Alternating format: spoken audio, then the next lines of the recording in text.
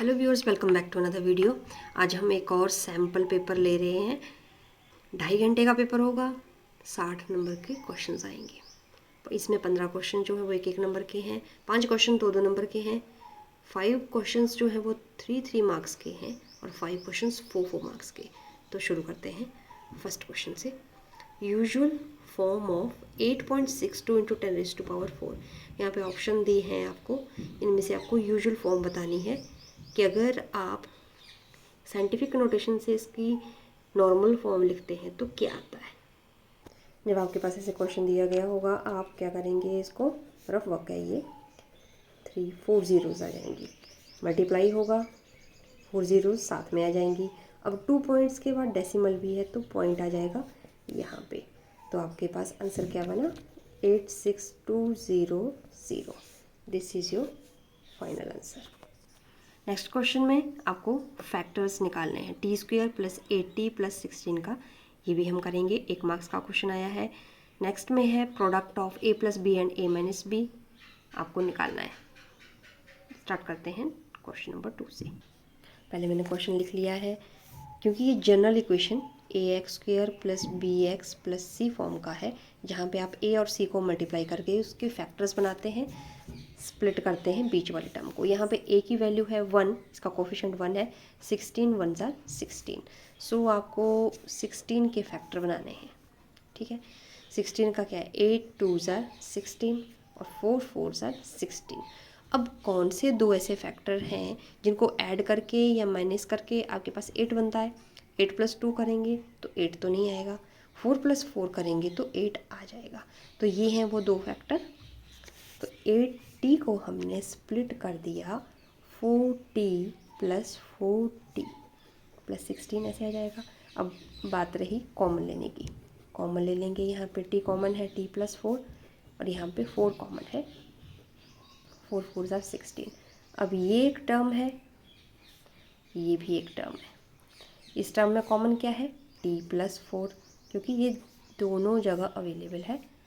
अंदर क्या बच जाता है, t + 4। तो इस क्वेश्चन का आंसर है t + 4 × t + 4।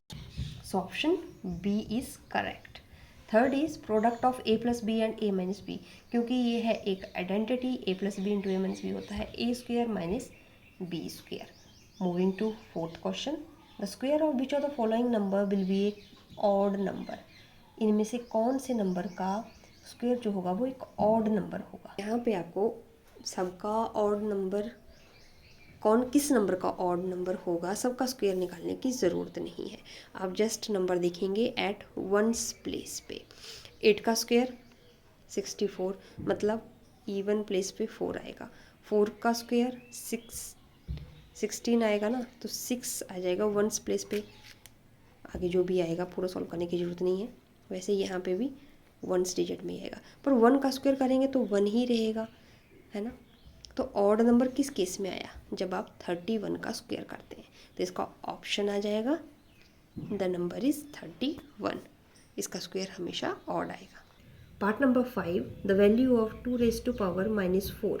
इसकी वैल्यू निकालनी है आपको कि 1/2 आती है, 1/8 आती है, 1/16 आती है या फिर 16 आती है। एक्सपोनेंट से क्वेश्चन आया है ये।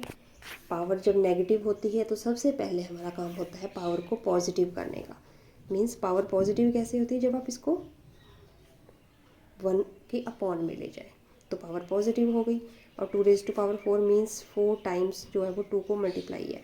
2 2 ज़ा 4, 2 ज़ा 8, 2 ज़ा 16। तो इसका आंसर क्या आया, C, option C, which is 1/16। Now question 6। Question 6 में पूछा गया है, the two quantities x and y are in direct proportion with each other. अगर दो क्वांटिटीज़ x और y जो है वो डायरेक्ट प्रोपोर्शंस में हैं, तो अगर x डिक्रीज़ कर रही है तो y को क्या होगा, will it increase, decrease, constant रहेगी या नन ऑफ द अबव। सबसे पहले remembering the direct proportion. Direct proportion होता क्या है, दो क्वांटिटीज़ होती हैं x और y। x जो होता है वो डायरेक्टली वेरी करता है with y। x is directly proportional to y, means x is equal to k y। k क्या है यहाँ पे, प्रोपोर्शनलिटी कांस्टेंट है। डायरेक्टली बोलने का मतलब ये है कि अगर क्वांटिटी x में इंक्रीज़ होगा तो y में भी इंक्रीज़ होगा, अगर x में डिक्रीज़ होगा तो y में भी डिक्रीज़ होगा। ठीक है, साथ साथ चलेंगी। डायरेक्ट में हमेशा साथ साथ चलती हैं, इनवर्स में उल्टा होता है। अब क्योंकि क्वांटिटी x जो है वो डिक्रीज़ कर रही है तो y भी डिक्रीज़ करेगी, so option B will be correct. Question number 7, if edge of the cube is 5 centimetre, तो हमें निकालना है वॉल्यूम। तो वॉल्यूम आ जाता है एज का क्यूब, ये होता है वॉल्यूम इसका। ठीक है, तो ये आ गया 125। अब आपने जो एज है उसको 3 टाइम्स मल्टीप्लाई किया तो उसकी यूनिट्स भी क्या हो गई, 3 टाइम्स हो गई। सो क्वेश्चन नंबर 7 का आंसर 125 सेंटीमीटर क्यूब आ जाएगा। अब कितने नेचुरल नंबर लाई करते हैं 13 का स्क्वायर और 14 का स्क्वायर के इन बिटवीन? इस क्वेश्चन को करने के लिए जब हमने स्क्वायर्स वाला चैप्टर पढ़ा था, चैप्टर नंबर 6, तो हमने देखा था कि अगर कोई नेचुरल नंबर हमारे पास n है और नेचुरल नंबर n+1 का स्क्वायर है, अगर इन दोनों के बीच में हमें number of numbers, natural numbers find out करने हों तो वो आते हैं 2n। ठीक है, जो फर्स्ट वाला नंबर होगा उसको मल्टीप्लाई कर देंगे 2 से। फॉर एग्जांपल जैसे कि आपके पास 2 नेचुरल नंबर हैं, 3 का स्क्वायर और 4 का स्क्वायर, इनके बीच में नेचुरल नंबर निकालने हैं। इसका हो जाता है स्क्वायर 9, इसका हो जाता है 16। अब 16 में से जितने सब्ट्रैक्ट करेंगे वो आपका आंसर आएगा। 10, 11, 12, 13, 14, 15, तो आपके पास नंबर आ गए टोटल 6।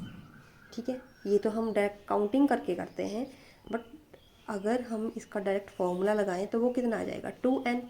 जो फर्स्ट नंबर है उसको मल्टीप्लाई करेंगे 2 से, मीन्स 3 × 2 दैट इज़ 6। सिमिलरली अगर आप इसमें यहाँ पे काउंटिंग करेंगे, यहाँ पे आएगा, अगर डिटेल में जाएं आप, 169 आएगा, 14 का स्क्वायर आता है 196, फिर इसके आगे क्या आ जाएगा 170, 171, सो ऑन टू 195 तक आप काउंटिंग करेंगे तो वो आ जाएंगे total 2n number, means 2n है आपके पास 13, 26। अगर आप काउंटिंग करके देखेंगे तो भी 26 आएंगे और डायरेक्ट करेंगे तो भी 26 आएंगे। Okay, now next is a linear equation. Question number 9, solve 8x + 4 is equal to 3 × x - 1 + 7। यहाँ पे आपको वेरिएबल x की वैल्यू फाइंड आउट करनी है।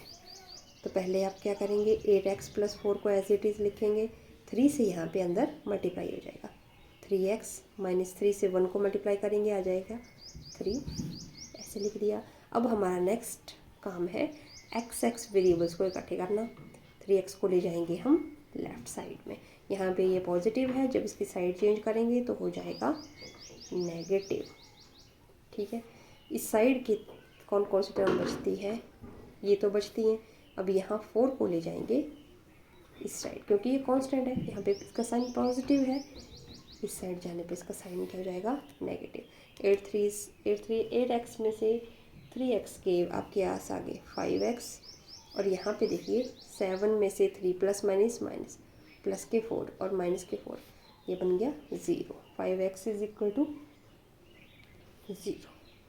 ठीक है, और x की value 0/5, means your answer is 0। So option C is correct. Next question number 10, if we subtract 4a - 7ab + 3b + 12 from जो बोला है वो टर्म आप पहले लिखेंगे ताकि आपका सब्ट्रैक्ट हो जाए। तो ये है आपका क्वेश्चन, यहाँ पे आपको सब्ट्रैक्ट करना है। तो पहली टर्म को हम एज इट इज़ लिख देंगे 5b - 3, अब यहाँ पे ब्रैकेट ओपन करेंगे, -4a minus minus plus 7ab plus minus minus 3b plus minus minus 12, क्योंकि बाहर माइनस साइन है तो अंदर के साइन चेंज हो जाते हैं एज यू नो। अब यहाँ पे ए वाले टर्म, एक 12a है एक 4a है, 12 में से 4, 8a आपके पास बच गया। ठीक है, ये 9ab माइनस के हैं और ये 7ab प्लस के, प्लस माइनस माइनस 9ab में से 7ab आपने सब्ट्रैक्ट किया, आपके पास बच गया 2ab और साइन आ गया बड़ी टर्म का, दैट इज़ -2ab आ जाएगा। 5b में से 3b सब्ट्रैक्ट करेंगे, आपके पास बच जाएगा 2b, यहाँ पे है -3, यहाँ पे है -12, so minus minus is plus और ये आ गया -15।